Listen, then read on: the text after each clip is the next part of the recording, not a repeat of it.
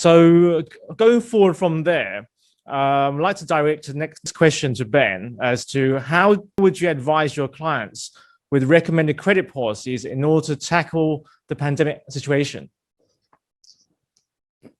Well, it's basically the overall concept, or the big concept is similar to what I said earlier. You have to do a more regular checks or reviews on your customers. You should also look at, say, the past 12 months or 80 months. If I recall correctly, the World WHO officially announced the pandemic back to March 2020. So in that past period, how has your customer been purchasing in terms of amount, in terms of, the volume of the goods, and most importantly, of course, is how they have been paying.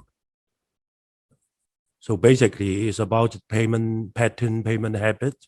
Has it been worsened, or has any further, delay has been happening? And does the customer, or ask for longer credit terms?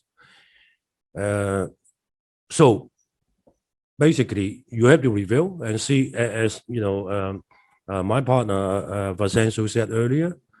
We all know that that pandemic has been impacting every single industry worldwide, specifically the retail industries, the travel industries, and various.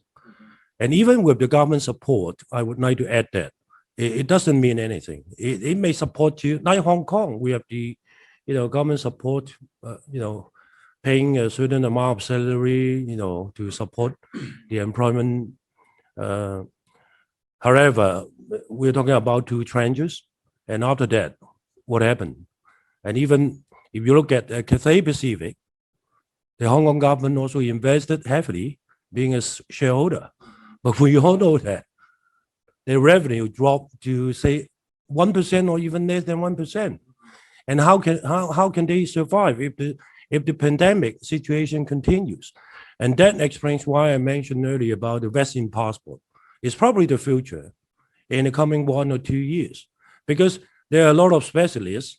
Okay, they said, it's going to, you have to going to live with that pandemic, COVID-19, probably forever. So we all don't know. So that, again, back to what I said, if you're still extending credit to any of your customers, this is something you need to do. Hopefully not daily basis, but the least maybe monthly basis, quarterly basis, and see, how your customers have been going on. More, more communications, dialogues with your customers, so to protect your own business. Okay, so I'll pass back to you. Thank you, Ben. Thank you for your feedback and response on that.